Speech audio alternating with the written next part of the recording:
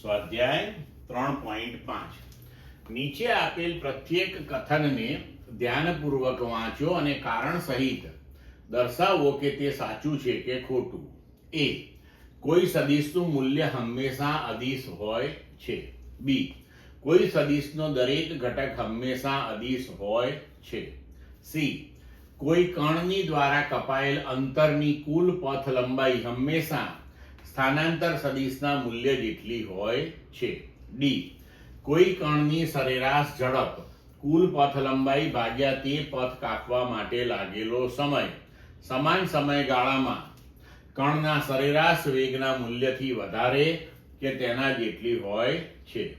ઈ. ત્રણ સદિશો કે જે એક જ સમતલમાં નથી તેનો સરવાળો કદાપી શૂન્ય સદિશ થતો નથી. તો જુઓ હવે કે એ કોઈ સદિશનું મૂલ્ય હંમેશા અદિશ હોય છે. હા, કોઈ પણ સદિશનું માન અથવા તો મૂલ્ય લઈએ તો એ સંખ્યા આવશે, તો આપણે કહી શકીએ કે એ અદિશ હોય છે. હવે બી.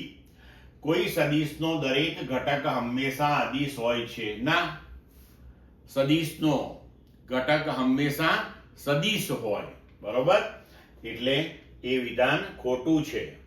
હવે સી.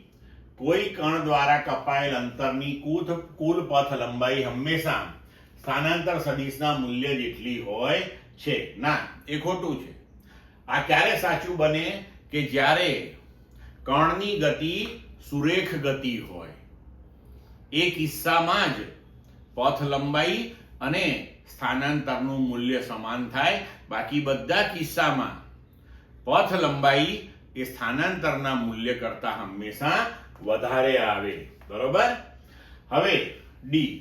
કોઈ કણની સરેરાશ ઝડપ એટલે કે કુલ પથ લંબાઈ ભાગ્યા તે પથ કાપવા લાગેલો સમય સમાન સમયગાળામાં કણના સરેરાશ વેગના મૂલ્યથી વધારે કે તેના જેટલી હોય છે. યસ, આ સાચું છે, કારણ કે પથ લંબાઈ જે છે એ સ્થાનાંતરના મૂલ્ય ને સમાન અથવા તો વધારે હોય, તો સ્વાભાવિક છે કે પથ લંબાઈ ભાગ્યા સમયગાળો એ વેગ જે છે તેના મૂલ્ય કરતા વધારે અથવા તો સમાન હોઈ શકે છે. સમાન કયા કિસ્સામાં થશે?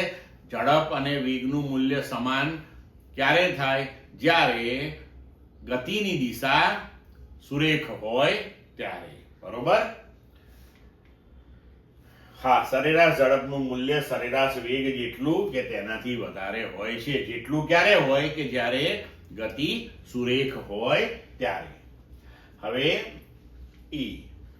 ત્રણ સદિશો કે જે એક જ સમતલમાં નથી તેનો સરવાળો કદાપી શૂન્ય થતો નથી. આપણે ત્રણ સદિશોનો સરવાળો કરવો હોય તો આલેખીય રીત વિચારીએ તો આપણે શું કરીએ કે એક સદિશ, તેના શીર્ષ ઉપર બીજો સદિશ અને તેના શીર્ષ ઉપર ત્રીજો સદિશ આવી રીતે ગોઠવીએ અને ત્રીજા સદિશનું શીર્ષ જો પહેલા સદિશના પુચ્છ ઉપર આવે, એટલે કે જો એક બંધ ગાળો અહીં રચાય તો ત્રણેય સદિશનો સરવાળો શૂન્ય થાય. પણ હવે બે સદિશ જો એક સમતલમાં હોય અને ત્રીજો સદિશ સમતલની બહાર હોય, ધારો કે આ સદિશ સમતલની બહાર છે તો એને તમે અહીંયા ગોઠવો તો અહીંથી આમ ક્યાંક બહાર આવે, બોર્ડમાંથી બહાર આવતો હોય કે અંદર જતો હોય એવું કંઈ પણ થાય. તો એવા કિસ્સાની અંદર ક્યારેય તમને આવો બંધ ગાળો મળી શકે નહીં. એટલે કે જે છેલ્લો સદિશ છે એનું શીર્ષ પહેલા સદિશના પુચ્છ ઉપર ગોઠવાઈ શકે નહીં. એટલે ક્યારેય તમને તેનો સરવાળો શૂન્ય મળી શકે નહીં. તો સાચું છે આ વસ્તુ. સમજ પડી બધાયને?